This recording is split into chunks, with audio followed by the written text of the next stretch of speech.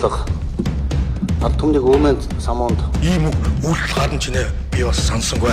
Үнэхээр сайд энийг ч нэр төвшөлөхгүй. Төрдөө ордидмаар төшөв рүү ордидмаар болсоо байж биш. Бид нар хамтдаа ядах ёстой болохоос биш. Бид нар хамтдаа ядагдах ёсгүй. Тэрс үтэхэд би билээ.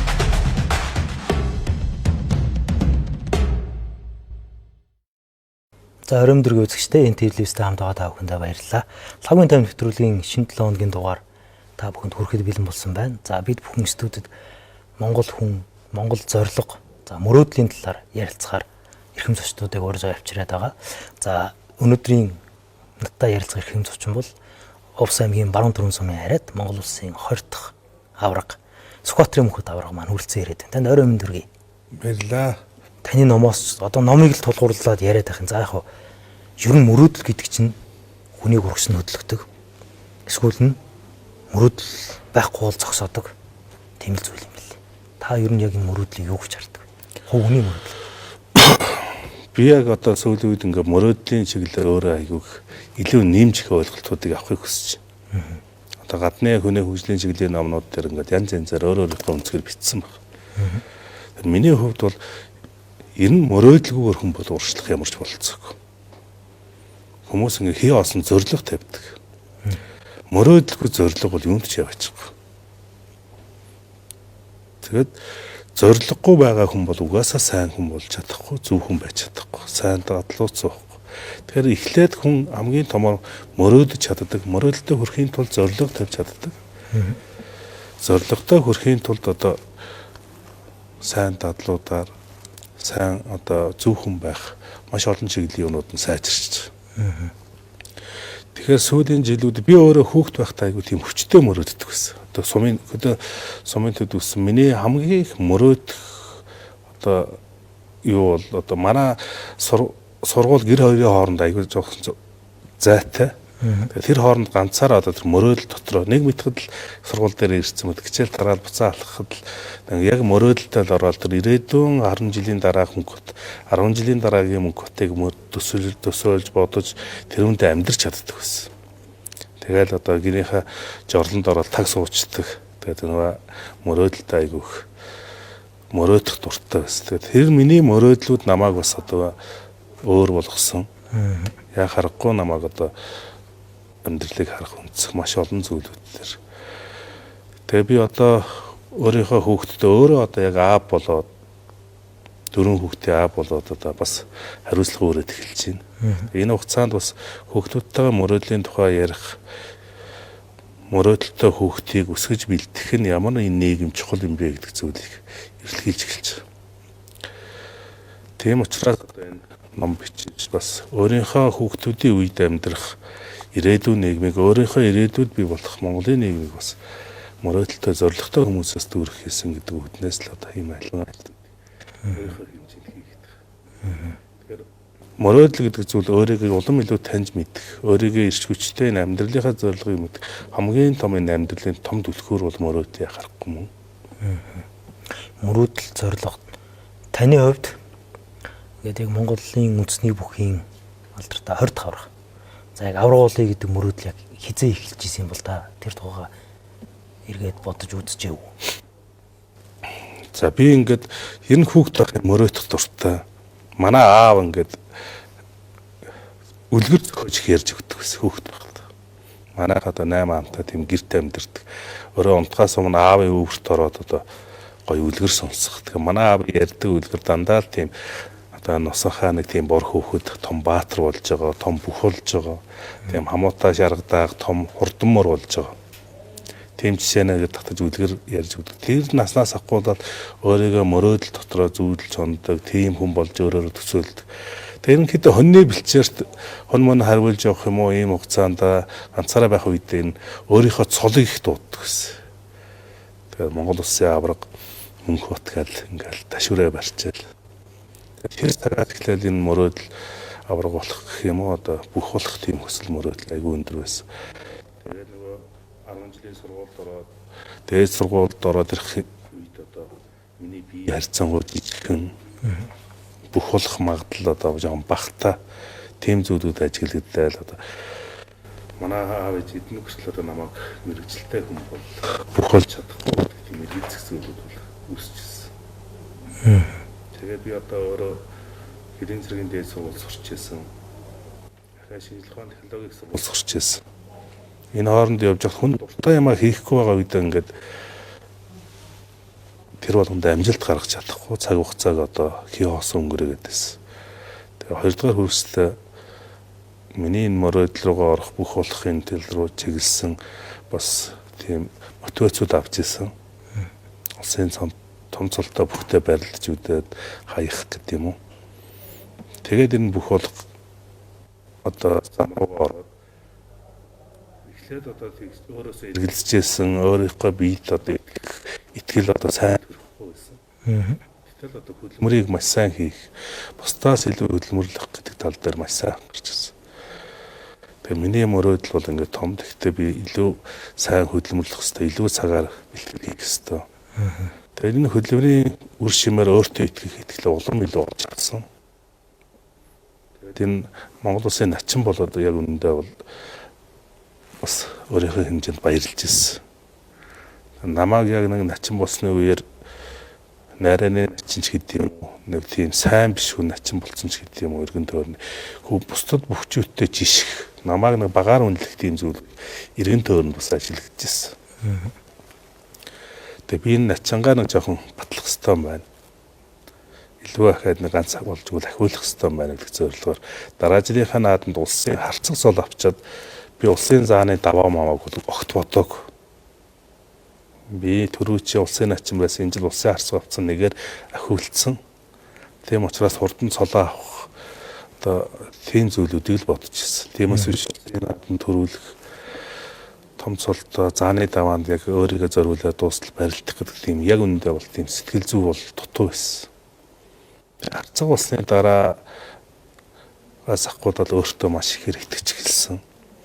Өөрийн мөрөөдлийн самбаруудтай болсон. Өөртөө итгүүлэх мөнгөт би улсын наадамд төрүүлнэ гэдэг зүйлийг эргэн тойрныхонтой болон өөртөө маш ихээр итгүүлсэн. Тэр зүйл одоо яг мөрөөдлийн хүч болж бас тэр зүйлүүд хүргэсэн байх.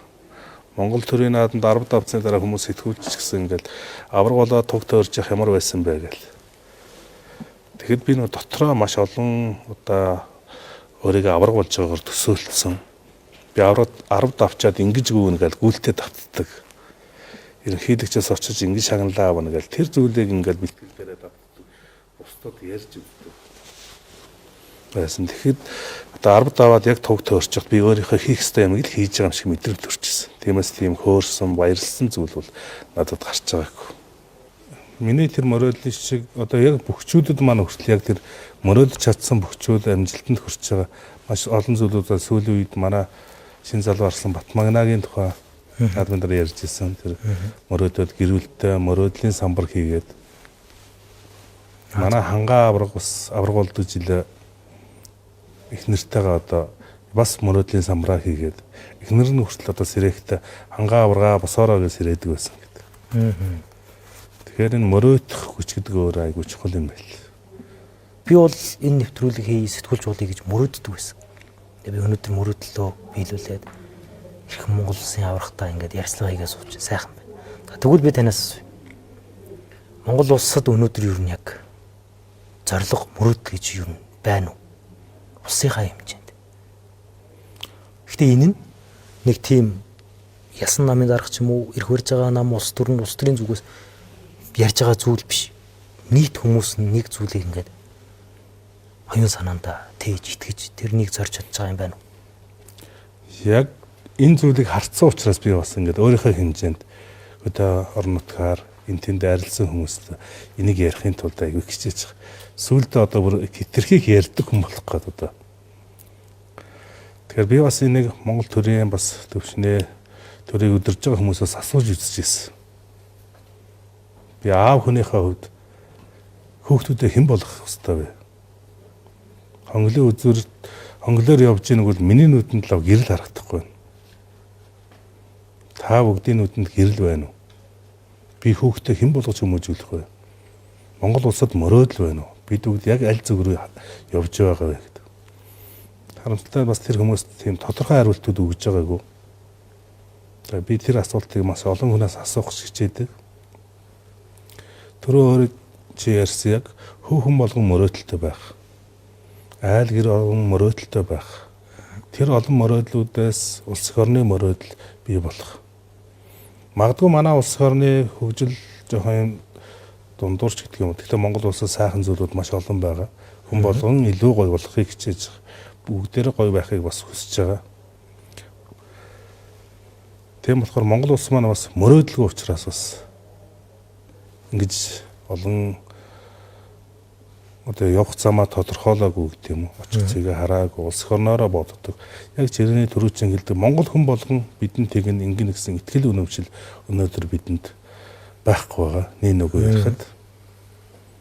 Тийм болохоор одоо Монгол улс маань өнөөдөр заавалчгүй мөрөөдөлтөй болох шаардлагатай байна. Монгол гэр бүлүүд хүртэл мөрөөдөлтөй болох шаардлагатай байна. Яагаад би шаардлагатай байна гэхээр мөрөөдлийн тухай гэр бүлүүдтэй тэр тусмаа аавуудтай уулзахад мөрөөдлийн тухай ойлголтууд маш бага байдаг. Танаа хүүхэд ирээдүйд хэн болох вэ? Та хүүхдээ юуны талаар сургаж байгаа вэ гэхэд бид бүгдээрээ л тийм дутуугийн комплекс гэдэг юм уу одоо хүнээс дутаахгүй хүн болгоно гэсэн л уралдаан дотор амьдардаг. Яг хинээс дутаад байгаагаа бид нь ойлгохгүй. Хоорондоо дүрсэлтэд байдаг. Тэгээ яг хинээс дутаад байгаа юу одоо өрсөлдүүлээд байгаагаа мэддэггүй. Миний хүүхэд 10 жилийн дараа ийм болно. Би хүүхдэд оруулж байгаа өнөөдрийн хөрөнгө оруулалтууд ийм учраас би оруулж байгаа гэдэг зүйлийг гэр бүлүүд харддаг. Одоо сүүлийн үед ингээд жишээ нь миний амьдрал хүртэл одоо хүүхдүүдэд сайн сургуульд өгчвөл миний хүүхдүүд мундаг болчих юм шиг сандаг. Тийм учраас тэр сэтгхүүдээр одоо дэлхийн бүхэл одоо том сургуулиудын Франциск сургуулиуд Канада одоо юу гэдэг нь дэлхийн одоо бүхэл том газрын сургуулиудын нэр барьсан сургуулиуд Монгол улсад дүүрсэн. Үнээр өрсөлддөг. Яг тэрний цаана Монгол хүн болгох Монгол ирээдүйн Монгол хүмүүсийг бэлтгэх сургууль яг Монгол улсад байна уу? Боловсролын хөтөлбөрт нь байна уу гэдэг зүйлийг бид нас харах хэрэгтэй болов гэж боддог. Миний хувьд бол эх орн маань одоо илүү том мөрөөдөлтэй ард ирэг дээрээ хүртэл улс орныхоо мөрөөдлийг мэддэг. Хоёр одоо айл гэр болгон мөрөөдөлтэй, хөвхөн болгон мөрөөдөлтэй болохыг л бид маш хурдтай хийхгүй бол өнөөдрийн бид хэдий бүгдийн амьдарч байгаа нийгэм олон жилийн хугацаанд яг баг миний ухаанд орсон цагаас ахгуулаад талцлын хэлбэрт явсаар гад ирж байгаа. Тэгэхээр энэ нөгөө улс төрийн намуудын хүчний бас бодлогууд их байдаг байх. Монгол улс 100 жилээ хийж байгаа сумууд өнөөдөр шил дараалал бүгдээрээ хийж 100 жил болж байгаа аймагуд байна. Бид нэг суурин болоод нэг сум болоод нэг аймаг болоод хамт амьдэрсэн хэрнээ яг 100 жилийн дотор яг нийлж хамар ашаа болоод нэг сум болоод буусан айлууд яг нийлээ юу хийсэн бэ гэдээ өөрсдөөсөө асуухад өнөөдөр үнэхээр 100 жил хийгээд очиж байгаа сумууд үнэхээр харамсалтай. Гудмаараа бид гудамныхаа үзүүрт хамтдаа юм яриа суудаг сандлаач хүртэл хийчихэв. Нэгдээд нийлээ. Тэгэхээр бидний нийгэм гэж юу юм? Нэгдэж нийлж хамтдаа нэг зорилгын төлөө хамтдаа амьдрах гэж юу юм? Энэ ойлголтуудыг бид бас сайн авч чадаагүй юм болов уу? Зөвхөн гэрийнхаа доторхыг л гоё байлгахдаг. Гудмаа гоё байлгахын төлөө хинч боддгоо. Нийгмээрээ гоё байхын төлөө харамсалтай хинч боддог. Өнөөдөр манай Улаанбаатар хот ч гэсэн тэр сэтгэлгээ байгаа учраас өнөөдөр Улаанбаатарын төгжрөл Улаанбаатарын стресс тэр болгоноос үүдэж байна. Хөөхөн болгоны аминчхан ойрын үзэл бодлогоос. Зөвхөн би хамгийн гоё хороололд гоё тансаг байранд л амьдрах гэдэг болохоос биш. Биднээс өглөө болгон гараа явдаг зам төгжрээгүй аюулгүй байлгахын төлөө бид тэр 2 дахь 3 дахь 4 дахь асуудал болгоо хайчдаг. Тэгээ тэрийг дандаа төрөөсөө нэгтдэг, бусдаа сайдаг. Ийм хүмүүс болоод одоо хөрч байна. Одоо тэр хорооноос өгвөл гээд нэг жожлол яваад идэг. Тэр бол үнэхээр үнний ортоо гэж би хувьдаа ярьдаг. Та тэр яриа яалтчгүй энэ нэг юм хэвнэгдэл гэдэг зүйл рүү орж ирж байгаа шиг байна. Яг уу бид бол харьцангуй азтай улс үндэст. Биднэрт дотроо хагаралтаад булаацалтаад байх юм алга байна. Иргэний дан гэдэг шиг зүйл алга байна. Үндэс, угсаа, өв соёл бүгд нэг байна. Газар нутаг нэг байна.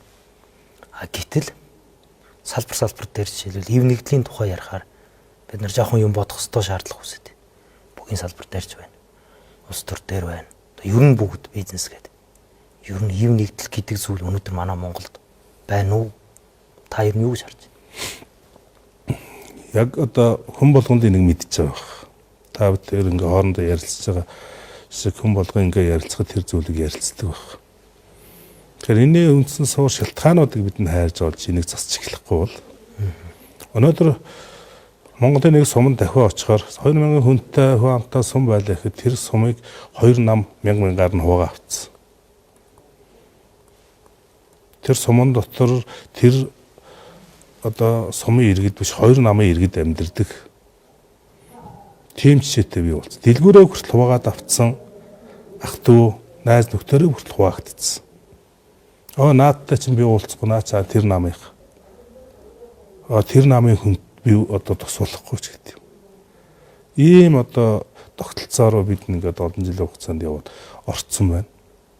Тэгэхээр би энэ ив нэгдлийн асуудлуудыг бидэнд төрүүлж бий болгож Монгол хүний үндсэн үнэлэмж одоо үндсүүлүүдийг бас тодорхойлж бий болгохгүй бол манай нийгэмд өнөөдөр тийм Монгол үндэстний баатар хүн байхгүй байна. Даган дуурайгч хүн алга байна. Би өнөөдөр эрэгтэй хүүхдээ яг хэн шиг хүн болохыг мэдэхгүй жишээ нь. Эмэгтэй хүүхдээ яг хэнтэй адилхан хүн болох. Тэр загварчлагаанууд бидэнд өнөөдөр үнэхээр их дутагдж байна. Тэгээ миний зөв боддог болж хэтэрхий улс төрч гэх юм уу тэр үднээсээ биш. Зөв адгийн сумын улс төрүүдийг байхгүй болгох гэсэн гэж миний хувийн бодол байдаг. Суман дээр арчилсан намын байр байдгүй, ардын намын байр байдгүй. Маш цөөхөн боловсон хүчин суманд ажилладаг. Тэр болгоныг 2 намдаа хуваачдаг, улс төр бол тоглодог. 4 жилийн циклд. Эндээс очиж байгаа тэндээс тойргоос гарч байгаа гişүүд гарах байгаа гişүүд тэр хүмүүсийг очиод талцуулдаг, хуваадаг, санал авахын тулд. Тэгээд суманд яг оновчтой дарга нар, оновчтой төр удирдлагын хүмүүс гарч ирэхгүй учраас төрийн өмч болон тэнд байгаа маш олон зүйлүүд үнгүүтж байна.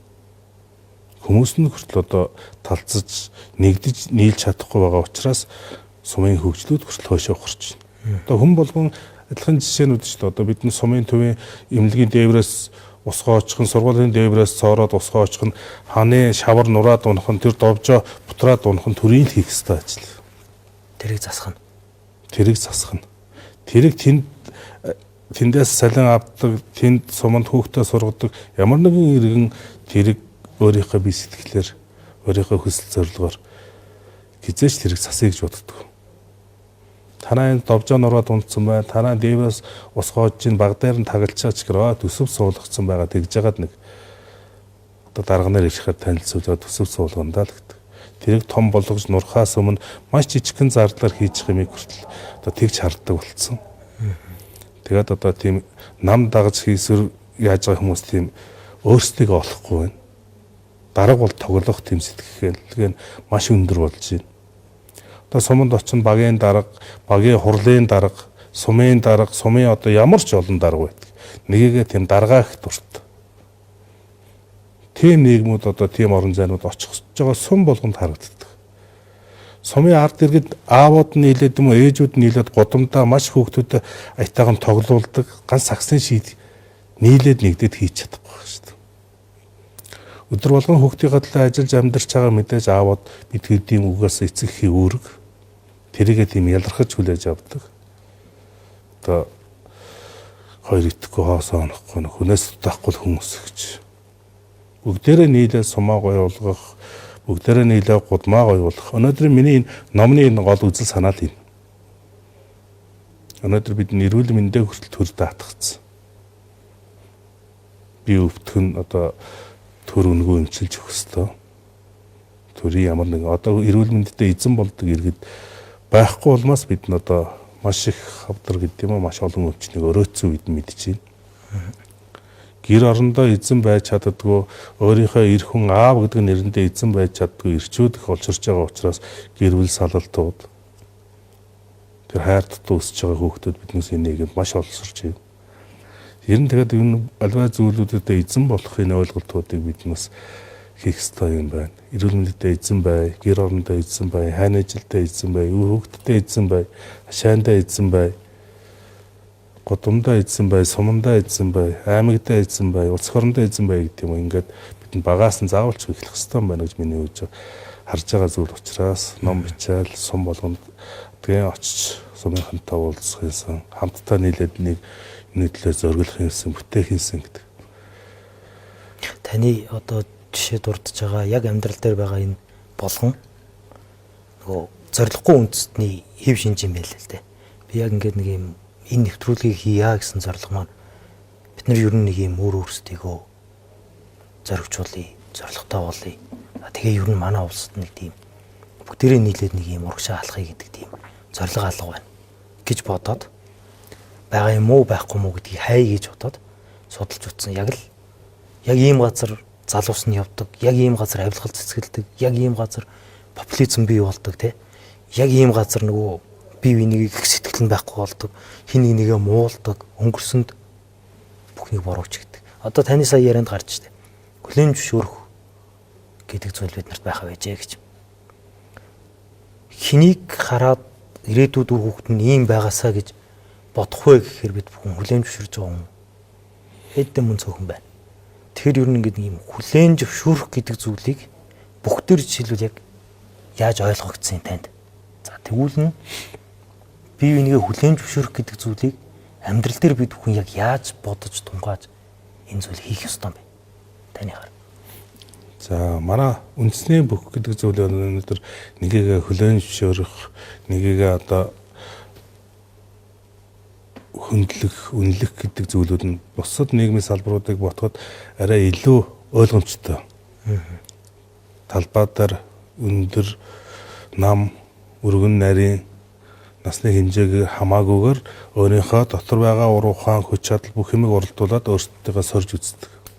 Тийм учраас энэ хүн надаас илүү хүчтэй, энэ хүн надаас илүү хурдтай, тийм учраас энэ илүү цол авч байгаа гэдэг талаасаа бүгчүүд бид нэгийгээ одоо тэр цол уншин гэдэг зүйлээр нь одоо хүлээн зөвшөөрч чаддаг.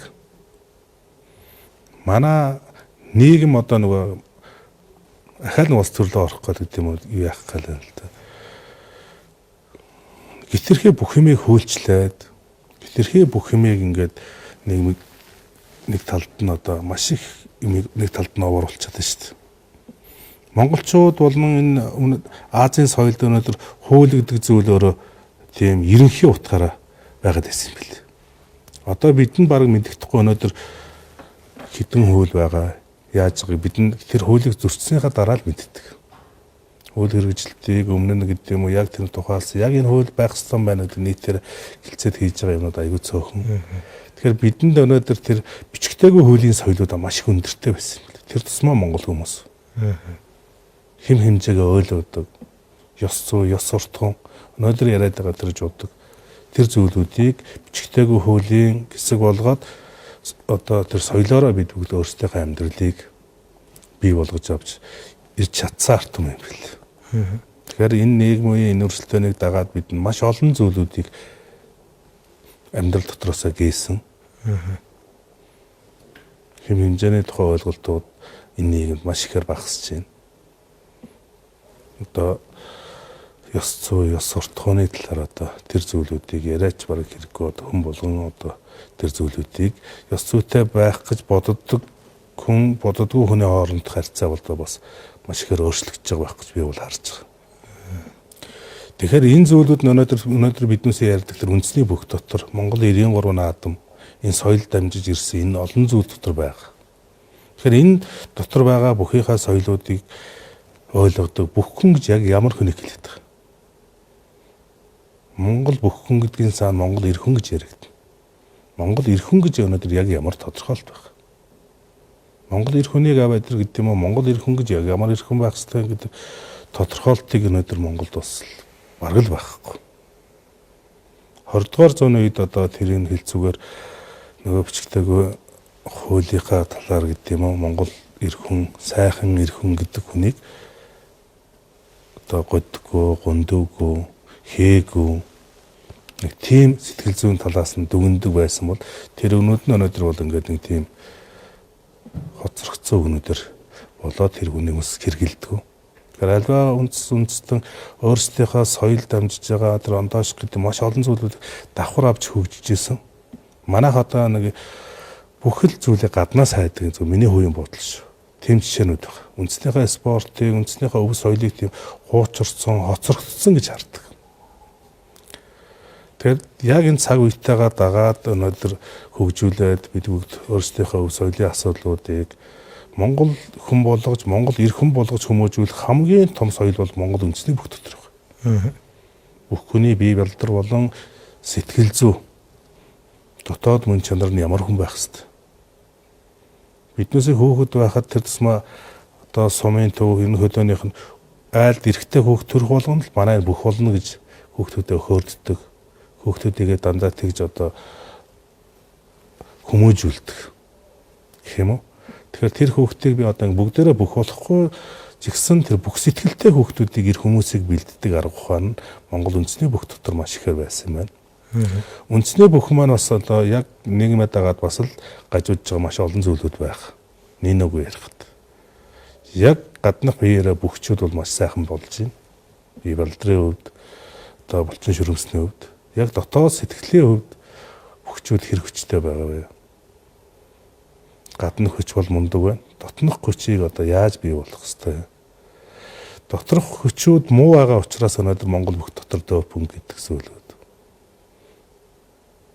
одоо гарч ирээд одоо маш олон чиглэлээр бас энийг бүх үзэгчээс үзэгчтэй гонсоолгох нийгмийн ирээдүйн үзэгчдийг түлхэх тийм асуудлууд гарч байгаа. Манай үндэсний бүхий холбоон дээр хүртэл одоо зөвхөн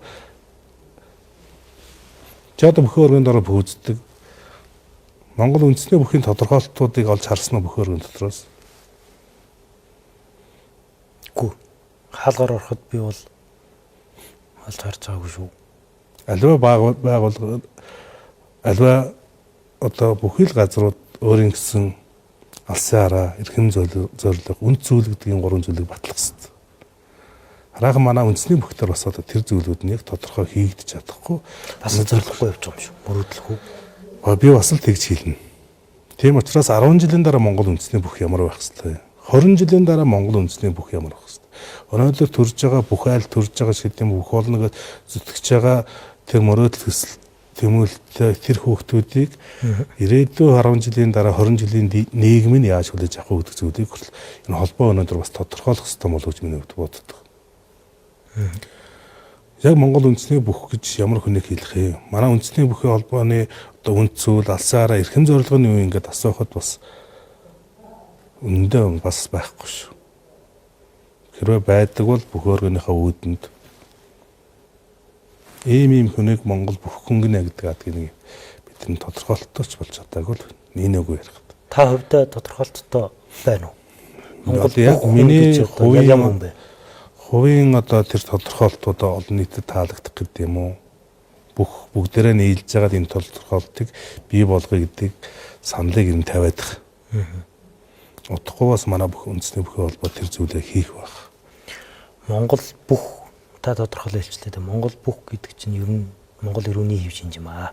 Гэхдээ 20 дугаар зууны үед тодорхойлдог байсан тэр одоо хэв шинжтэй хүмүүс бол 21 дугаар зуун яг өнөөдөр бол таарахгүй тийм ээ. Тэгвэл тэнд сэтгэлгээний зүйл үлдэх ёстой болох. Тэгвэл таны харж байгаагаар яг энэ шинэ зуунд биднээс хойш 50 60 жил 100 жил дараагийн үеуд дээр яг ямар Монгол хүн байж иж энэ цагийн шалгуурын бүхнийг давж гарах юм бэ? Бид нар энэ технологийн дэвшил донд хизээ юу яаж өөрчлөгдөх юм мэдэхгүй байгаа ш. Зарим хэрэгслүүд байхгүй болж байна. Гэх жишээтэй. Та энийг юу гэж боддог вэ? Бодож үзцээ юу? Энэ бодлого яг одоо хэмэл оюун ухаан, сүүлийн технологиуд яаж хурдтай өөрчлөгдөж байна. Тэгэхээр Монгол үндэсний бүх одоо хүмүүстэй залуучуудтай тэрс маань ингээ яг Монгол хүн гэж та юу байлгах гэдэг, хэн байлгах гэдэг. Монгол хүн гэж яг юу юм? Тэрүүн тийм дургуут дэлхийн гэдэг юм уу? Одоо заавалч тэрийг тодорхойлох ямар албатай. Одоо дэлхийд даяаршаад одоо ингээд тэгэхээр одоо миний хувийн бодол Монгол хүний бие физиолог, дотоод мөн чанар, өрсөлдөх байдал маш олон чиглэлээр бид нь бас бусд нийгмийн одоо улс орны үндэстнгуудаас бол өөр үндэстнгууд. Тэр физикал эйжээр хүртэл зүгээр ярьж байгаа. Тэр хурдан шийдвэр гаргаж байгаа. Бэлтрийн хувьд, сэтгэл зүйн хувьд, дэвчээрийн хувьд тэгээд тэр өндөр хэмжээнд бэлтгэл хийдэг тэр шинжлэх ухааны хөгжсөн улсуудаас хүртэл маш өөр ялгаатай зүйлүүд бол анзаарэгдэж байна. Тэрүүн шиг бидэнд өөрсдийнхөө хэв шинжийг Монгол дархлаа, энэ соёлыг дамжуулаад нийгэмд магадгүй дэлхийд зөв хүмүүсийг бий болгох, зөв иргэдийг төлөвшүүлэх. Нүүдэлчин соёл дотор байгаа биднээсийн байгальтгийтэйгээ уялдан харилцсан одоо зөв амьдрах ухаануудыг түгээх. Өнөөдөр биднээсийн амьдрал дотор маш олон зүйлүүд технологижиж одоо хэмэл оюун ухаан гарч ирснээс хойш бүр улам энэ зүйлүүд өөрчлөгдөнө гэж миний хувьд харж байгаа. 10 жилийн дараах дэлхий бол маш өөр болно гэж харж байгаа. 10 жилийн өмнөх дэлхий ямар байл? Тэгэхээр хүний хоорондын харьцааны одоо энэ асуудлууд маш их багасна. Одоо Японд, Солонгос гэдэг юм уу Хятадд бүх юмыг утсаар гарч хоол идэх ямар ч шаардлагагүй. Дуудаад хоолоо идчихнэ. Гарч ямар нэгэн хүнтэй уулзаж одоо магадгүй гарч нэг сайн багштай уулзаж ярилцсан суухаас илүүтэйгээр ChatGPT-гаас асуугаад бүх юмаа хийчихдэг ийм орон зай нөхцлүүд бий болж байна. Тэрийгээ дагаад хүмүүсийн хоорондын харилцаа багасж байгаа тулгуурлаа эрэгтэй хүн байх хэв шинжүүд алдагдчихсан. Эмэгтэй хүн байх хэв шинжүүд бас алдагдчихжээ. Тийм учраас дэлхийд дээгүүр нөгөө төрөлтүүд эрс багасж байна. Нөгөө нийгэмд яригддаг нөгөө онцгой хүмүүсийн тоо маш ихээр бий болж байна. Газ сэтгэлгээнүүд бий болж байна.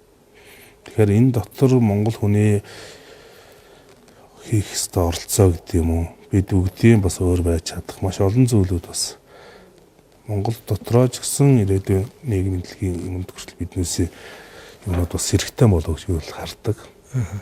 Та түрүү үгэндээ дурдчихлаа шүү дээ. Номон дээрээ ч ирсэн. Ингээд гадна биеэрээ бол бүх болчихж байна. За ингээд бэлтгэл сургалт хийгээд хүн хичээгээд. Гэхдээ бүх болно гэдэг чинь бие сэтгэл хоёулаа бүх болох зүйлийг л та яриад байна тийм ээ.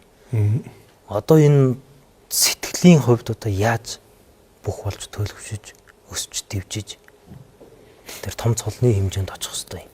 Та өөрөө жишээ татаад яриулна. Энэ дээр ямар зүйлийг хэлэхээр байна? За эртээр үед манай Монголд одоо өнөөдөр монголчуудад байх бүх хүнтэй таарч гар барих. Бүх хүнийг гэрээрээ оруулаа гарах. Тэрэнд одоо маш өндөр бэлгшээлдэг. Тэгээ би одоо энэгээр ингээд өсгөр бүх хүн өөрөө бие балдрын хувьд, сэтгэл зүйн хувьд цэвэр ариун одоо мундаг одоо бусдаас илүү байгаа учраас тэр хүнийг айгүй том энергийн хүч гэж үздэг юм. Тийм болохоор тэр бүх хүн айлд орохоор тэр айл гэрээ энерги засагддаг. Тэр үед одоо лам Монгол нутагт тийм баг хөгжсөн гэдэг юм уу багтаа байхад нутгийнхаа бүхтээр очиод заслаа хийлгдэг тийм олон тийм түүх томог яриа одоо юмнууд байдаг. Тэрнийх нь улбаа хөл өнөөдөр биднээсээ амьдрал ахуй дотор байх. Бүх хүнтэй уулзахаараа бэлгшээдэг. Хүүхэд нь айлгаад байгаа, үүлээд байгаа хүүхэд очиод тэр нутгийнхаа бүхт очиод шороонд хүргээд унгаагаад барстын найрлага уулдаг. Өвдөж хавдаад ажил мөтөхгүй байгаа хүн бүх хүн дээр очиод одоо бас шороонд унгаалгаад домнуулаад одоо ингээд бие засдаг, энерги засдаг тийм олон аргууд байсан юм. Тэгэхээр Монгол бүх хүн өөрөө тийм түрүүчийн ярьсан нөгөө Монгол хүн байхын Монгол төр тусмаа эр хүн байхын одоо хамгийн дээд үлгэр жишээг бүхчүүд дээр авч явдаг байсан юм байна. Тэгэхээр бүх хүн хулгай хийхгүй, худлаа ярихгүй одоо маш олон зүйл нь одоо тийм тэнүүн том би яанаас нахгуулаа сэтгэл зүйн хүртэл тийм том хүмүүсийг бүх гэж хөндлөж хайрладаг.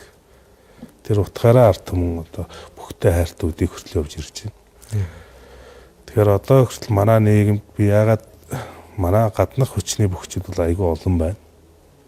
Дотоод хүчний яг бүх хүн байх, бүх хүн болох, бүх хүн юу бодох хэвтэй. Өнөөдөр чи бас бүх үзэж байгааг харж байгаа. Монгол төрийн наадамд маш дээгүүр барилдаж байгаа бүхчүүд харамсалтай нь одоо допингийн асуудалд орооцолдож байна. Энийг бол би бол хөвдөө бол одоо маш одоо буруу зүйл гэж харж байгаа. Энэ бол Монгол төрийн наадмыг гутааж байгаа зүйлүүд байна. Төр Зүгээр нь сумын наадам нэг удаагийн биш. Энэ Монгол төр наадмаа хийж байгаа үеийг дээрээс нь Монголын ард түмнийг хуурч байна. Хамт өрсөлдөж байгаа энэ цаг үеийнхээ бүгчүүдийн боломжийг хулгайлж байгаа. Тэгэхээр энэ хүмүүс өнөөдөр тэр дотоод сэтгэлгээний хөвд бүх болж чадаагүй хүмүүс. Тэгэхээр өөрийгөө бас хуурж юм тийм үү? Тэгээ өөрийгөө хуурч. Тэгэхээр энэ хүмүүсийг хэрвээ зөв бүхэд дотор байх хэвээр нэг ЖБТ-ийн тодорхойлтыг гаргах гэдэг Монгол хүн бүх хүн гэж ийм хүнийг хэлнэ гэдэг тодорхойлтоо болчвол өнөөдөр одоо бага наснаасаа бэлтгэл хийж бүх болох гэж байгаа хүүхдүүд хүртэл тэр төвшөнд өөрийнхөө сэтгэл зүг бэлдэж эхэлнэ. Тэгэхээр өнөөдрийн алдаа гаргаж байгаа энэ өв соёлоо жоохон ингээд муухай харагдуулж байгаа энэ түүхийг хүртэл гажуудуулж байгаа ийм бөхчүүд байна. Өнөөдөр миний хувьд бол Монгол үндэсний бүх хүсэн тэр тодорхойлтыг мэдэхгүй учраас зөвхөн тэр наадам төрүүлж сайхан харагдах гэсэн бай шагнал авах гэдэг юм уу өөрийнхөө хөдөлмөрийг одоо маш урттайгаар товчлох тэр зүйлийг ахархан харж байгаа учраас Монгол өв соёл бүх өөрсдрөөс одоо бүх юмыг л хуурч байгаа явдал гараад байна. Мөн чанараа ойлгохгүй. Мөн чанараа ойлгохгүй нь гэсэн. Тэгэхээр мөн чанарыг ойлгуулж өгөх ёстой одоо бүхий холбоо байд юм уу Монгол төр нь өнөөдөр тийм ажлуудыг орхитуулж гин гэсэн. Тэгэхээр би яа гарахгүй Монгол бүх барилдахад Монгол уяас нар мороо уралдахад төрн цолоо өгдөг. Төрийн эрэхт одоо том ёслол болж байгаа учраас. Тэгснийхаа дараа тэр нь одоо маш их хэмжээгээр хэрвэлттэй. Морин хүртэл одоо өнөөдөр уралдаж чадхаа байцсан. Өндөр намаар нь хэмжээ хасчдаг. Бүгдээрээ л миний хувьд бол Монгол төрж байгаа адуунууд. Адуунд бол цусаа дээшлүүлэх одоо тийм асуудлууд явагдаж байна Монголд. Тэрийг одоо ирлээзгээд өндөр намаар нь хасж байгаа энэ зүйлүүд нь Монгол төрийн наадмыг айгүй муухай харагдуулж байна. Биднээсийг юм нэгдэл муутай харагдуулж байна, байлгаж байна. Энэ дээр хүртэл төр одоо шийдвэр гаргаад маш зөв зүйлт одоо хөөлчлээд гэдэг юм уу ингээ өгчвөл Монгол мөр Монгол бүх Монгол суур одоо ирээдүйн 10 жил 20 жилийнхээ бодлогыг тодорхойлоод урагшлуул нийгэмд хүртэл одоо маш олон эрг зүйлүүд гарах болов гэж харж байна. Та түрүүн шашинтай холбоотой нэг зүйл хэлжлээ. Энэ дээр нь асуугаад би ер нь бүхний орхотоо энд галын наадам ч юм уу тийм ээ. Ер нь ингээд бүхчүүдийг ажиглахад бас шашинтай холбоотой зүйлсээр дом гэх юм уу бэлгшээж үлддэг зан үйл гэх юм уу олон байх юм лээ. Энийг ер нь та юу гэж хардаг юм бэ? Шашинг ер нь эхлээд энийг ер нь юу гэж хардаг? Яг миний одоо багасаа бий болгож гэдэг юм өнөөдөр хүртэл дагаж явж байгаа зүйлүүд монголчууд өөрөө бэлгээ арт юм болгоёг нэг бэлгшээдэг. Монгол хүн бэлгээр төвдгөн шидээр хятад хүн аргаараа гэдэг. Эндээ монголчууд имийг альва зүйлийг бэлгшээж альва зүйлийг нь байгаль дэлхий энэ бас нүүдэлчдийн өөрсдийнх нь соёлын асуудал байна. Тэгэхээр Монгол бүх хүн өөрөө энэ соёлын хамгийн том тээгч учраас тэрийгээ дагаад одоо энэ олон одоо өнөөдөр шашнаараа ойлгож болно. Шашингүйгээр зүгээр одоо Монгол эр хүн тэр тусмаа хүч чадалтай бэр тэнхээтэй болно гэдэг бас байгалийн маш олон өгдлүүд байдаг учраас тэр хоёрын хоорондын холбоонууд наадам болон маш олон зүйл дээр илэрдэг. Монгол бүх хүн бол одоо нутаг усаа тэр онгон дагшин байгаль нутгасаас очиж энерги хүч авч барилдаж ийн гэж үздэг. Тэндээс төрдөг. Энэ нь тийм ой байгаль сайхан газраас л энэ хэд хүчтэй хүмүүс гардаг юм байна.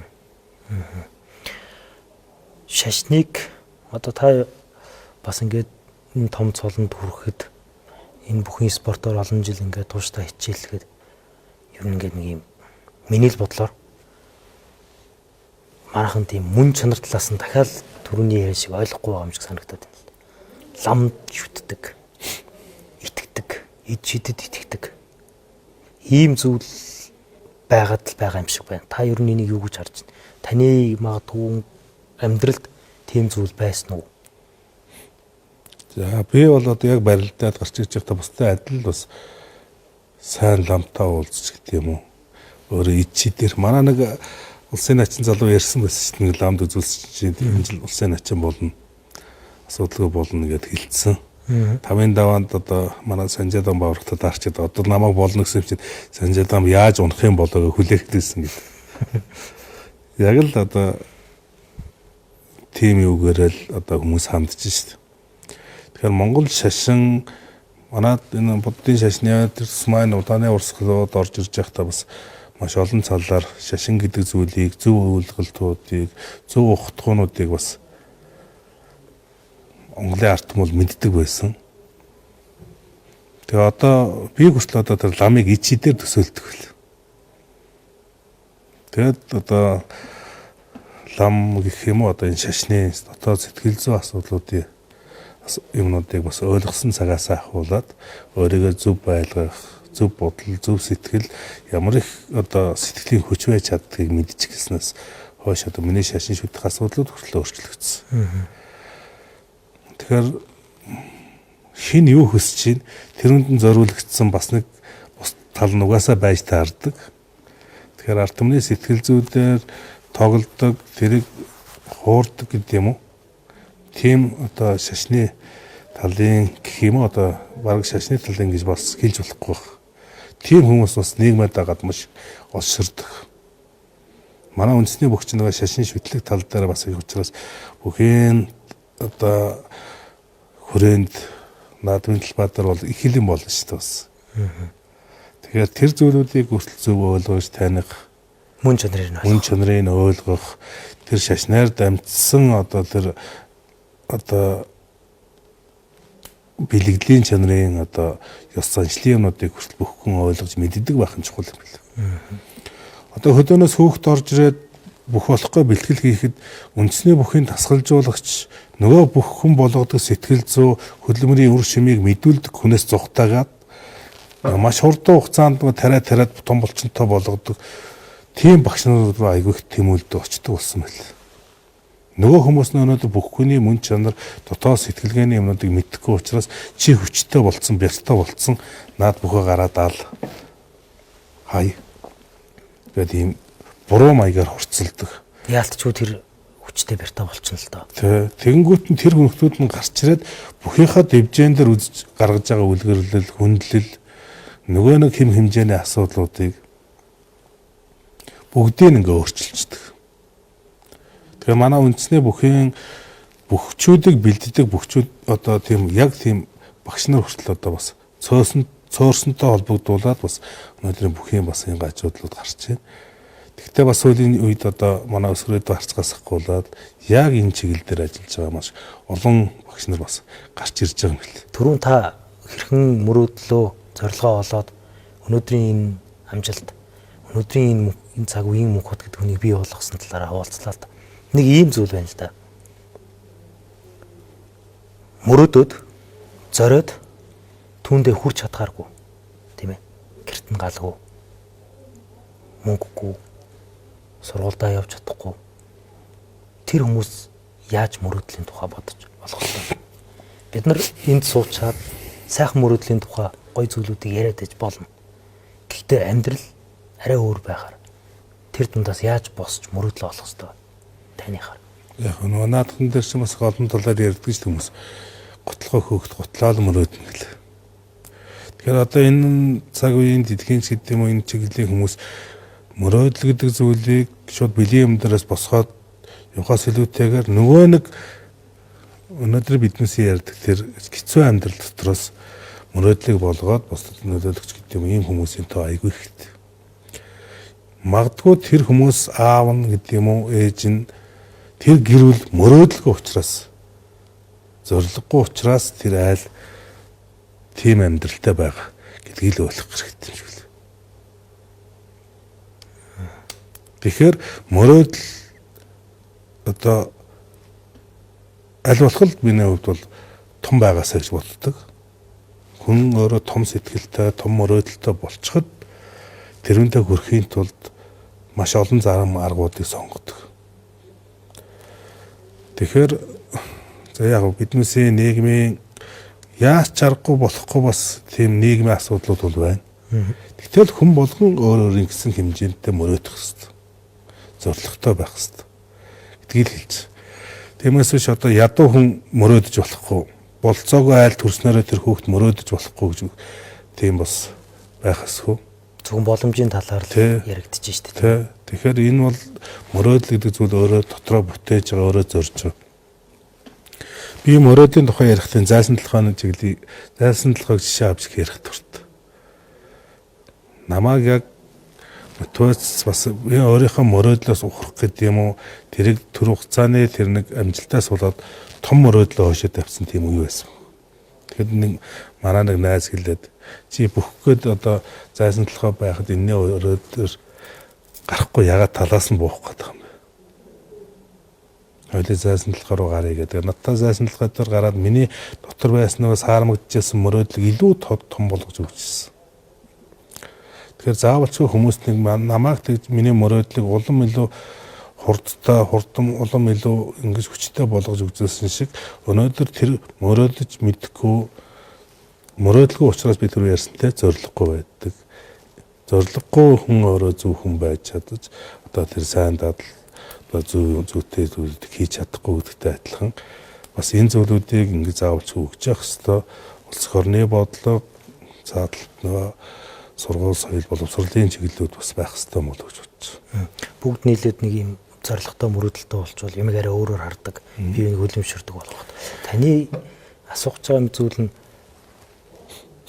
аврагуулна гэдэг мөрөөдөл тэр баруун дуран суманд байгаа. Тэгээ баруун хязгаарт байгаа тэр жижигхэн борхууд байсан байна. Намандаа та тэр тухай бас бичсэн байсан. 11 оны наадам төрүүлж аврагуулсныхаа дараа 2011 он. За дахиад нэг 10 жилд би нэг бүгдэнд нь биш юм их талд нь би төрүүлнэ л гэсэн бодол байсан юм бэл. Аврагуулсны дараах мөрөөдөл нь зорилго нь юу байсан? Тэгэхээр нөгөө яг наад чинь би одоо бол ингээд харж байгаа шүү дээ. Би 27 настай Монгол улсын авраг авч ирсэн. 37 нас хүртэл надад 10 жил байна. Би хамгийн залуу энэ цагийн хамгийн бас том цолтой бүх болчлоо. Би бас олон жилийн хугацаанд бас ингээд зүүнээ манлаа болж барилдсан. Гэтэл энэ бололцоо боломжуудаа бүгдийг нь алдсан л. Одоо унсан бүх шалтгаан монддгоо гэчээр. Тэгээ одоо харахад миний мөрөөдөл дутуу байсан л юм шиг л. Би нэг л төрүүлж юм уу авраг болно гэж бодож байсан болохоос би их олон төрүүлж дархан авраг болно гэж жишээ мөрөөдөж чадаагүй. Тэгэхээр миний мөрөөдөл бас жижигхэн байсан. Би мөрөөдөлдөө хүрсний дараа тэндээ ханах тэгээд одоо маш олон зүйлүүд нөгөө мөрөөдөж чадаагүй учраас тэр дараад нь дахиад төрүүлэх хийх бол зүгээр хийоосон зорилгууд л байсан. Тэгээ мөрөөдөлгүй зорилго бол юмд хүргэдэггүй би бас миний амьдрал дотор бас байдаг болов гэж бодож байна. Хувийн мөрөөдлийн тухай, зорилгын тухай та бүхэн маш олон жишээ татж ярьлаа тийм ээ. Тэгвэл одоо бид нарт яг Монгол улсад зорилго байна уу?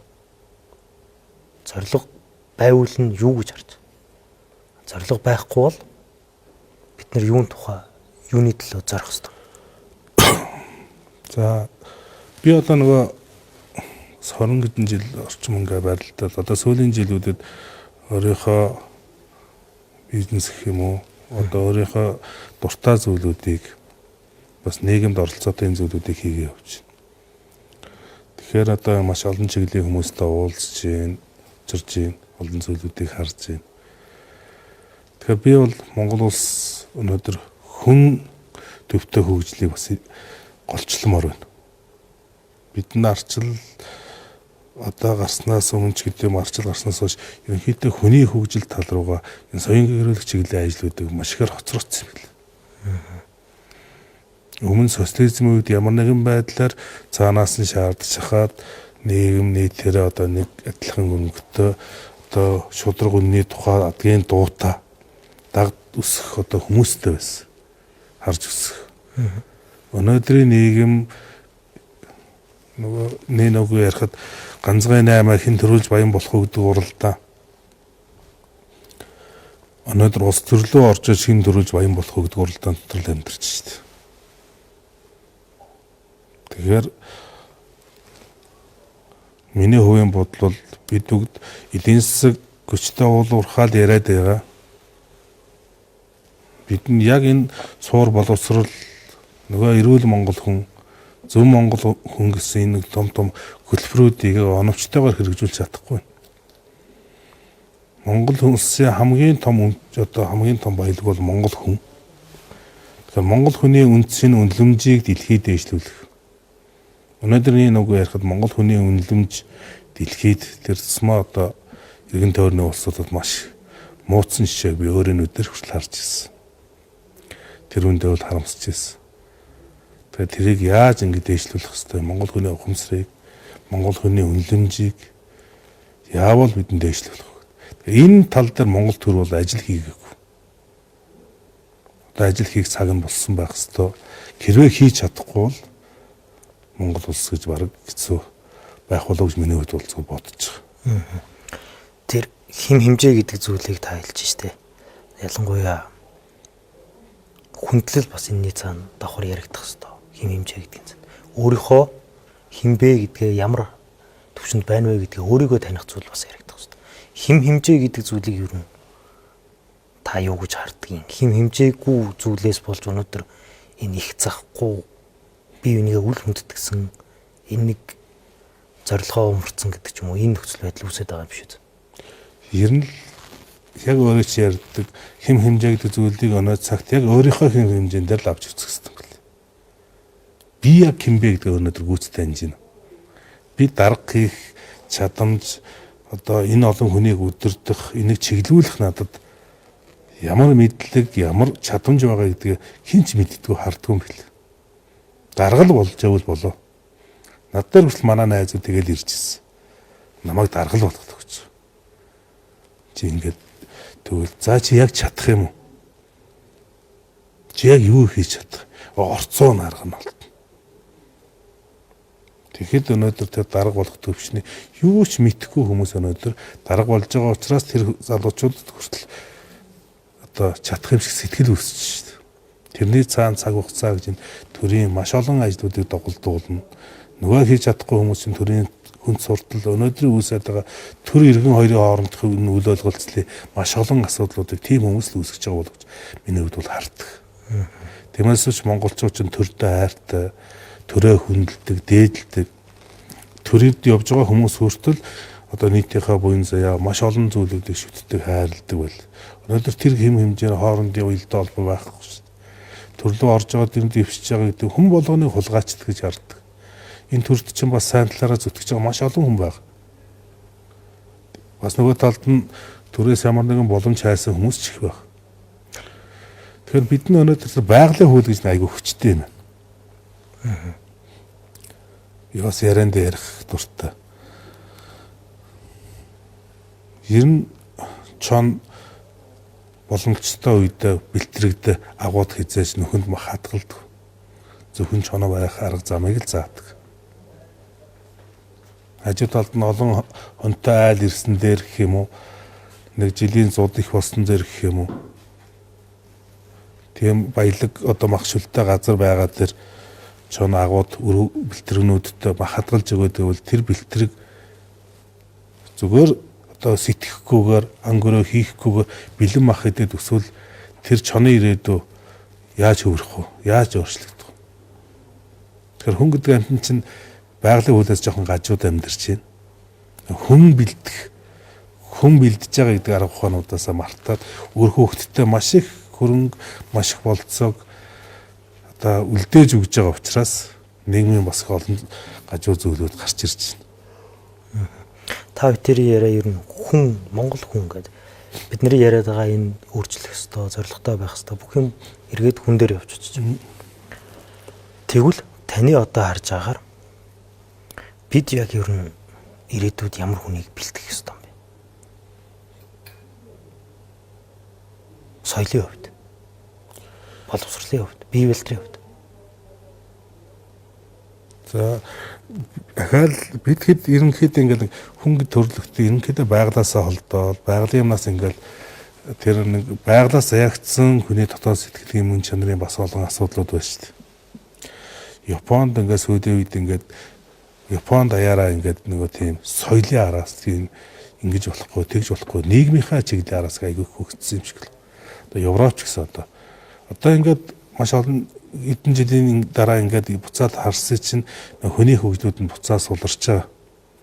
Япон хүмүүс одоо нийтээрээ давжаа битээч гэдэг юм уу, эр хүч чадалтай эр хүмүүсийн тоо багасаач гэх юм уу. Нийтээр тийм сул дөрөө болж байгаа зүйлүүд анзаарагдсан. Европ одоо хэтэрхий тиймээс холдохоор нөгөө мансууруулах, дондох, нөгөө өөр төрлийн хүмүүс нь бас нийгэм бий болж эхэлж байгаа. Тэгэхээр Монгол хүн гэх юм уу одоо энэ зүгээр ингээ ууланд намар буу урамдаад угын үржил орж шít. Чи юм анзаардвал тэр одоо бугууд ингээд урамдаад орилоход тэнд одоо ирээдүйн одоо бугыг төрүүлэх байгаа согоо тэр уулан дотор ингээд жагнаа зогсож байгаа шүү дээ. Хамгийн хүчтэй орилж байгаа сүр хүчтэй тэр буг руу очиж ирээдүйн бугны төлийг тэндээс автдаг. Тэгээ тэр уулаар дүүрэн өөрөөсөө дээр гаргасан хүчтэй хоолойнууд шахаж орилсон бугны өрсөлдөөнөөс тэр согоо сонгож чод энэ хамгийн хүчтэй буг байна гэд хамгийн хүчтэй үр төлөвлөлтөд бугын амьдрал ингээ байгагаа шалгаруулаад хамгийн хүчтэйг үлдээч. Чон хүртэл ингээ хичээлээд ингээ явхад 20-30-аараа одоо сүргэлээд үржлийн үед явж явахад тэр хичээ цонтой хамгийн одоо хүчтэй байгаа азрын чон л одоо эвцэлд орж ирээдүйн чонын одоо сүрэг хүчтэй үр төлөвлөлтөө үлдээч. Хамгийн ард байгаа тэр сул дөрөө чон хизээч одоо үр төлөө үлдэх болцоог. Тэгэхээр хүний амьдралын нийгэм биднээс хүчтэй одоо үр удам хүчтэй Монгол хүнийг үлдэх шаардлагатай. Биднээс ихний шаардлага бол Монгол улс гэж байгаад Монгол гэр бүл удам гэж байдаг. Биний хүүхдүүд сул дөрөө байхыг би бол хизээс хүлээмжшөөрөхгүй шүү дээ. Чи ч гэсэн хүүхдээ нөгөө нэг Монгол хүний зангаар бусдаас дутгааргүй нэг хүн болох гэж бодгоос илүүтэйгээр бидгэд илүү хүчтэй зоригтой мөн чанартай жинхэнэ хүмүүсийг бид энэ нийгэмдээ үлдээмэр шүү дээ. Би ч хүүхдээ тийм болгоно, миний хүүхдийн ирээдүйн нийгэм бүгдээрээ тийм болмор. Зөвхөн бид нь өөрсдийнхөө хүүхдийг одоо сайн болгоход бусдын хүүхдийн боломжийг хулгайлж болохгүй. Тэгэхээр энэ зүйлүүд дээр хүртэл үннээрээ одоо дуурч чаддаг. Бид бүгд энэ дээрээ эвлэрч нэгдэж чаддаг. Би ирээдүйн бирээ танихгүй, ирээдүйн хүргэнэ танихгүй.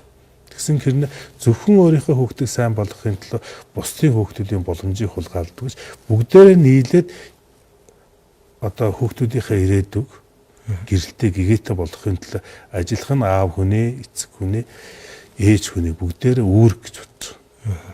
Бүгдээрээ нийлэх тухай та маш их ярьж байна. Нэгдэх тухай. Яг энэ цаг үед бид нарт хэрэг болоод байгаа нэг тогтсуугаад бодох ёстой зүйл мөн. Таны санаанд орж байгаагаар бид нар юу н хамгийн сүүлд хизээ энэ Монгол улс, энэ монголчууд нэг зүйлийн төлөө нэгдэж, нийлж зорж исэн бол. За монголчууд 90 оны арчил бий болоход нэг хэдэн өвтэй ч юм одоо 90 өвтэй ч юм нэгдэжсэн болов. Тэрнээс өмнө ардын өвсгөл ялхад юм болов. Тусгаар тогтнолынхаа төлөө. Чиний хувьд одоо бодож байгаа бодол юу вэ? Би тантай яг адилхан. Би ямар ч хариулт олоогүй. Сүүлийн гэдэг бодлоор бодсон болооч тэр юм уу? Би 90 оны тэр арчилсан хувьсгалыг хүн болгон хүссэн баг. Хүн болго эрхчлөө хүсэж байгаа учраас тэрийг хүссэн л ахал та. Тэрнээс хойш бид бүхэн талцал хуваагдал бие биенийг хүлээмжшөөрөхгүй байдал руу гүнзгий яваад орцсон юм шиг мэдрэмж төрөөд би юу нэтлэн бодоод байна уу? Бус хүмүүс юу гэж бодож байна гэдэг зүйлийг л асуугаад байна л да. Бид нэр яг нийгмээр нэг зүйлийг хараад уурчлах байгаа боломжийг ер нь олгоогүй юм шүү. Гэж бодохоор тэр хаанаас олох вэ? Хэн олох вэ?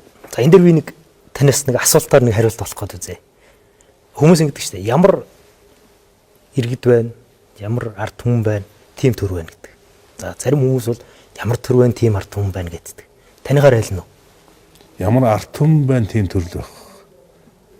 Тэр ард түмний дундаа сонгогдож байна. Тэр нийгмээс бэлтгэж байгаа хүмүүс л одоо төрд орж байгаа болохоос төргээд дээрээс өөр хүн авчираа тавиагүй. Би яг адилхан бодолтой байна. Тэгэхээр сая таны надаас асуусан асуултын хариултыг магадгүй та бүхэн олчих шиг боллоо гэж би өвдөө найдаж байна. Иргэн бид бүхэн өөрсдөө зоригтой ядчил таны хэлдэг тэр нөхөө сонгуулийн үеийн алдаагүй. Тэ хоорондоо талцдаггүй. Жижигхэн зүйл дээр маргадаггүй. Бие бинийгээ хүндэлдэг, хүлэмжшүрдэг. Тийм болчих юм бол бид бүхэн яг тийм агуулгатай, зоригтой тийм хүнээ төрдөө гаргана. Тэр хүн нь нөгөө том мөрөдөл том зорилгын төлөө бүгдээрээ нийлээ явах юм болов. Тэгэхээр нөгөө багаас нь нөгөө чиглэлээр ярьдаг ёс зүй, ёс суртахууныг нөгөө хэм хэмжээг өгдөг сургалтын аргуудыг бий болгох. Би одоо ингээд нэг хөдөө орон нутг сумуудаар яваад уулзалт хийж байгаа. Тэгээ өөрөө их явахыг айгүй хүсэж байна. Улам илүү олон сум орчихыг. Тэгээ яагаад би хүсэж байна гэхээр миний оцсон газруудаас маш хурдан өөрчлөлтүүд их гарч байна. Энэ надад айгүй тийм эрэг сайн таруул гарч байгаа юм болов гэж бодож байна. Надад айгүй урам зориг өгч байна. Увс аймгийн 100 ангаа сумд 2 жилийн өмнө би эрчүүд форум зохион байгуулсан. Тэгээд тэн дээр би 4 цаг 30 минут ихтгэл тавьчихсан. Ихтгэл юу ах вэ? Одоо харилцан яар. Тэгээд тэр сум тэр өөрөө тэр олон эрчүүд суулчаад архиухгүйгээр үчийн зэнгүү хийж чадчихсан. Хоёрхан шилэр их заргацсан. Зөвхөн би тийм дээр бүгдээр аав байх ёстой юмнуудыг л хоорондоо ярилцсан. Аав гэж сайн аав гэж яг гинэг гэдэг юм. Аав хүн ямар байх ёстой юм бэ? Миний хувьд бол аав хүн ийм л байх ёстой юм шиг. Бүгдээрээ энийг хэрэгжүүлээ, энийг өрөөлг бол. Та нар ч ингэж ажиллаад үзэж. Бид нь малынхаа угшил удмыг сайжруулахын тулд үнэтэй азраг Сүхбаатараас сажраа тавьдаг, хөрөнгө оруулалт хийдэг. Ямааныхаа ноолрын гарцыг сайжруулах гэдэг. Тэгтээ хүүхдтэй бид нь ямар хөрөнгө оруулалт хийж байна. Авдгийн наа зах нь бидэнд хүүхдтэй согтуу аав харагдахгүй байхыг л үрэлж. Аав согтуу байх, нөгөө дотор нь үүсчихсэн бусдаас илүү мундаг аав хүчрхийлэгч байх. Муухай үг хэлдэг, муухай өнөртэй байхаас үрэлж. Тэрүүн тэр хүмүүсийн мотивац авч өөрчлөгдөж байгаа, өөртөө тусгаж авч байгаа зүйлүүд нь маш их эрийг одоо сэтгэл төрүүлсэн. Тэгээ сая 2 жилийн дараа энэ буцаад тэр сум руу хандаад ямар өөрчлөлтүүд гарч ийн, юу болж ийн гэдээ харахад маш их олон зүйлээр өөрчлөгдсөн. Бид хоёрын ярилцах цаг маань одоо нэг 20 орчим минут үлдсэн байна. Надад ер нь дахиад нөгөө үндсэн сэдвээсээ асуух хэд хэдэн зүйл байгаа тийм та тэр зүйлүүд дээр яриад бас холбоон зарим зүйлсээ илэрхийлээд байна. Одоо нэг ингэдэг. Одоо нэг юм зан болч сүулдэ бүр ингээд нэгж байна. Тэр нь юу вэ гэхээр бөхчүүдээс жудаг нэгж байна.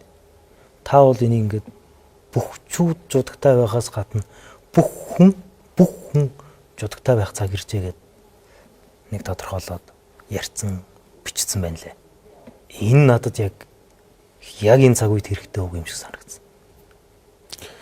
Альва үндэстэн ингээд нэг дөрөөх гэдэг юм уу ингээд нэг тийм суларч байгаа үед тийм үндснийхээ ямар хамгийн түрүүлж сүлд гараад дууст юм тэр үндэстэн мөхт юм. Сэрэгтэй үндснийхээ спортоор ингэж эхэлж орж ирж сэрэгдэх тэр үндэст.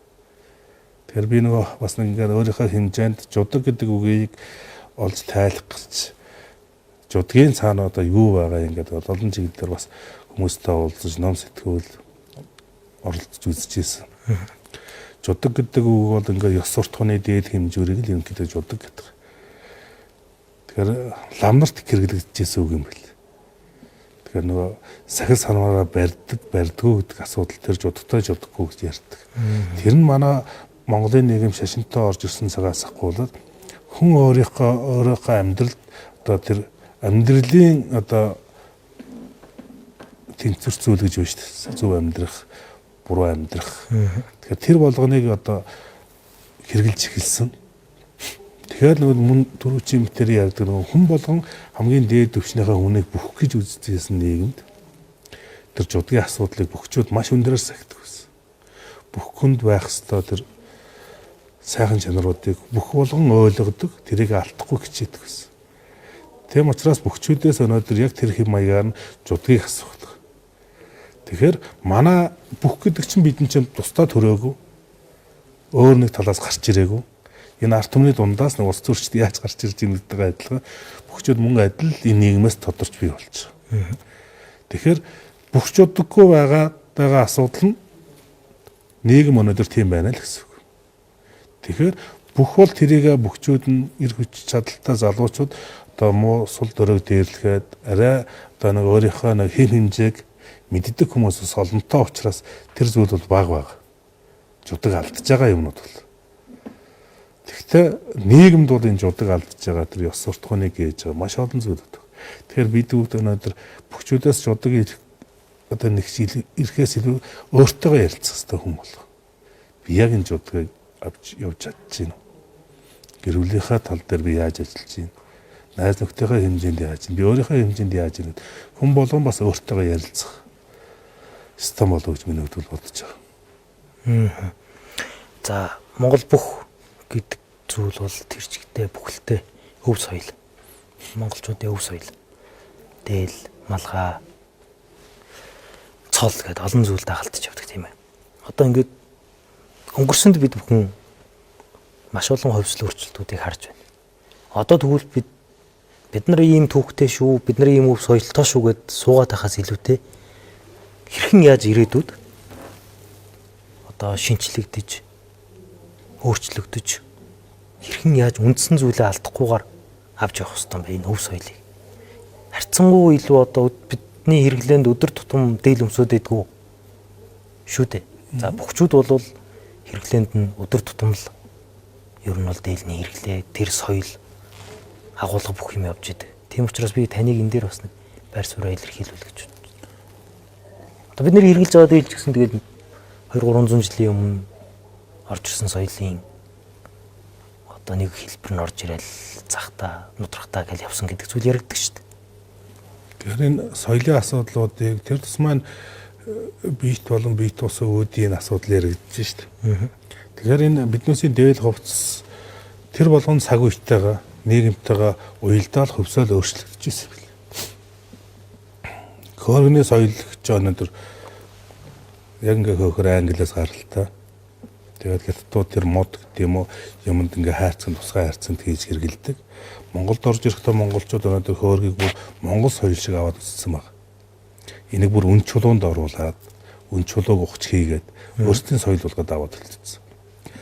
Манай монголчууд 21-р одоо манжийн дарал гэх юм уу одоо манжийн юунд байхад маш их хэмжээгээр ноёдууд хаадууд татвар авдаг гэсэн юм байна.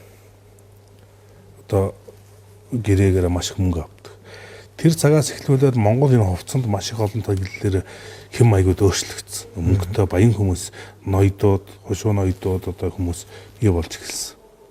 Өнөөдрийн цагийн Монгол утал гэж яригдж байгаа Монгол утал одоо 13 дугаар зуун юм уу тэр дайм байлдаантай үеийн гутал хувцсанд аягүй тохиромжгүй гутал байхгүй. Одоо тэр яэтэн тэр хүнд гутлаар дайм байлдаанд орно гэж аягүй хэцүү.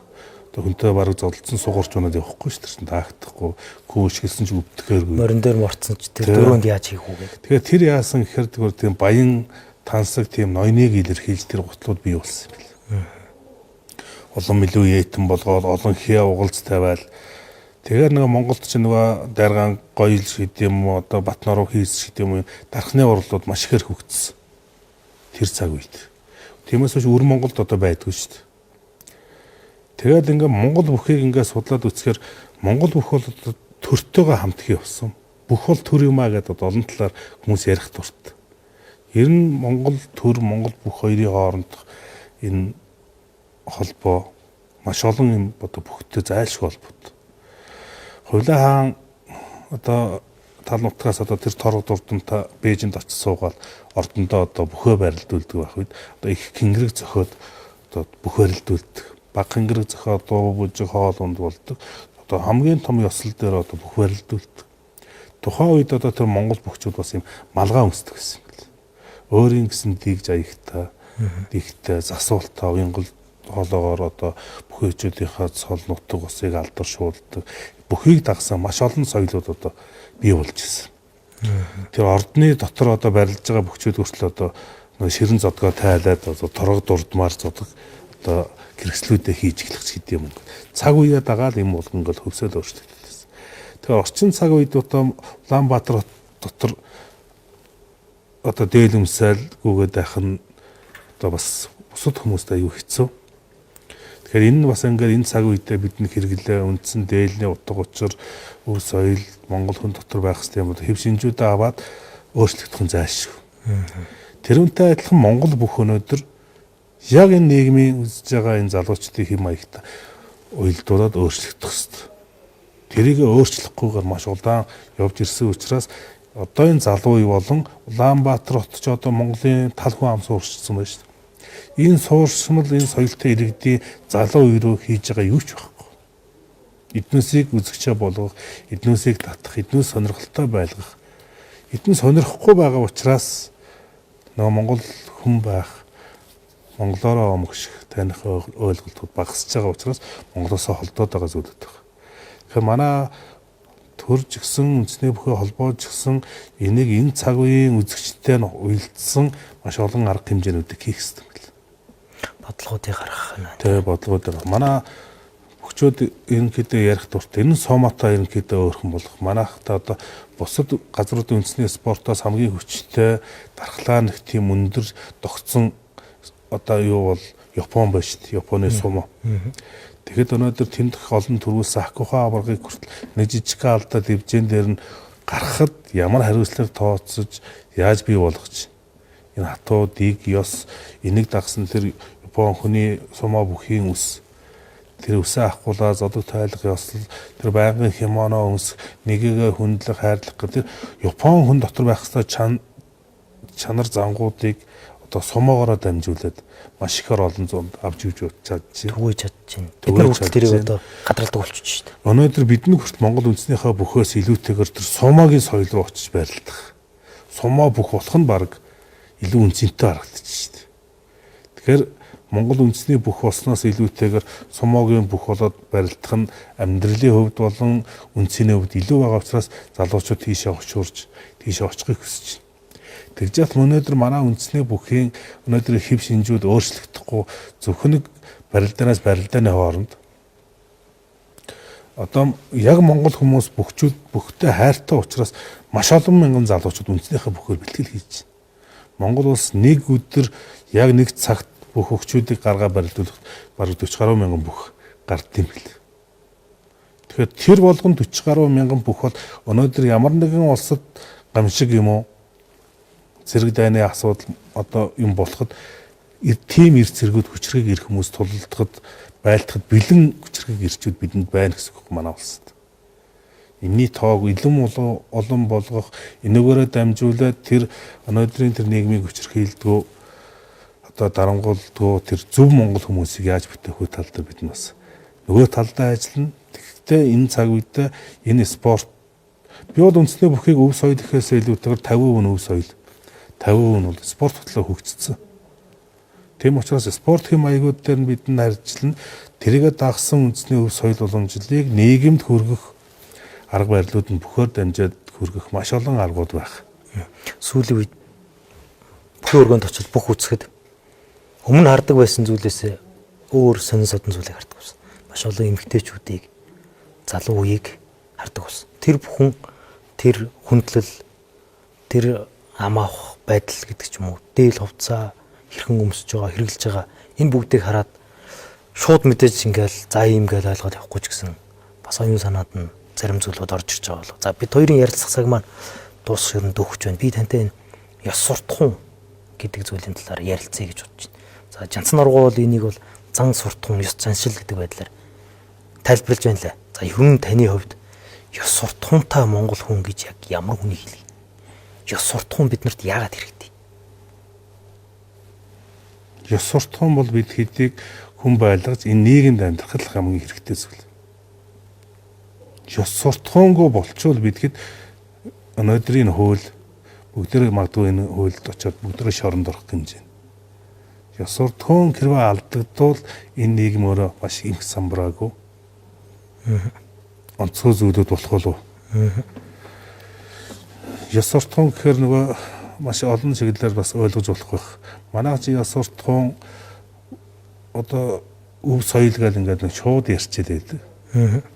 Тэр нэмээ ярихад өв гэдэг тухайн ойлголтуудыг бидний хүртэл ингээд салгаж ойлгомоор юм байна. Өв соёлыг одоо бид өв хөрөнгөтэйгээ адилхаж авч үздэг, тэрэг тайлбарладаг. Би Би жишээ нэг сургууль дээр очиод ихтгэл тавьж ирсэн чинь нэг хүүхэд босч ирээ та нар энэ өв соёлоо тэгээ авч явж чадах юм уу үгүй юм уу? Та нар гэдэг байдлаас авч үзэж ярьж байгаа. Тэгэхээр монголчууд бид бүгдийн нийлж хамтаараа энэ нийгмийг бүтээж энэ олон зуун турш энэ тал нутагт амьдэрсэн нийтээр эзэмшдэг хамгийн чухал зүйл чинь өв одоо соёл. Энэ ёс суртахуун гэдэг зүйл чинь биднээс тэр өнөөдрийн хүчрхэг Монгол, сул Монгол одоо юу гэдгийг олон зуун жил энэ тал нутагт үүссэн бид бүгдийн түүхийн хамгийн том зүйл нь одоо өв соёл болон ёс суртахууны асуудал. Ёс суртахуун гэхээр нэг тийм ухааны асуудлууд одоо хүний одоо нэг тийм дотор байгаа оюуны асуудлуудыг бас холбож авч үзэж ойлгох юм бол. Тэгэхээр бид нэг ийм дээрвийн үг хэллэгнүүдийг яг тэр хэмжээгээр ингээ яах гэхээр яг одоо цагт орчуулад хүүхдүүдэд тайлбарлаж өгөхээр яг юугаар нь тайлбарлаж өгөх ёстой юм. Энэ үгний утга нь юу юм? Энийг яаж задлж ярих ёстой гэдгийг бас анхаарч явах ёстой юм л. Энэ дээр нэг бидний эдэн нөхөд нэг юм судалгаа хийгээ тэрэн дээрээ нэг юм зарим нэг дүгнэлт хийх гэж оролдоод байгаа юм. За тэндээс л өнөөдрийн энэ барийн өдрүүдэд гарах энэ ярилцлагын санаа маань орж ирсэн. Ер нь сая тайлжтэй. Ёс суртахуун гэж яг юу юм? Яг юунаас эхлэх ёстой юм? Нэг айхтар том өв соёл ч юм уу, нэг айхтар том ачаа байгаад байгаа мүү юу? Энэ дээр нэг ийм дүгнэлт гарсан юм л да. Хэлсэндээ байх. Монгол хүн нэгдүгээр хэлсэндээ байх. Хоёрд бусдад төв утахгүй байх. Та түрүүн хэлж дээ. Бусдаас дутхгүй гэдэг юм бол өмнө байсан гэж. Одоо тэгвэл энэ шинэ цаг үед бусдад төв утахгүй байх. За тэгээд цаг барих гэдэг ийм гурван зүйлийг л бид бүхэн хэрэгжүүлэл эхэлжүүл энэний араас нөгөө нь бидний хүсэж байгаа хүн байх, ёс суртахуун байх, ёс суртахуунтай байх гэдэг зүйлүүд орох юм болов уу гэдэг дүгнэлтэн төрсөн. Энэ дээр та яг ямар бодолтой? Яг л одоо ёс суртахуун гэдэг үг чинь яг чиний сая ярьдаг тэр гурван зүйл биш тэр Монгол хүний өнөөдрийн үнэлэмжийг жоохон доошо татдаг. Гэлсэндээ байж чаддгүй Монгол хүн. Монгол хүн хизээ цаг барьдгүй. Монгол хүн одоо юу гэдэг чи. Тэгэхээр ийм аргуудыг бидний тэр ёс суртахуунаар л одоо бас нэг ёс суртахуун гэдэг үг чи яг тэр энэ задарч ярьж байгаа хүмүүдийн л одоо гол зангил бас тэр хэний хэмжүүр үг.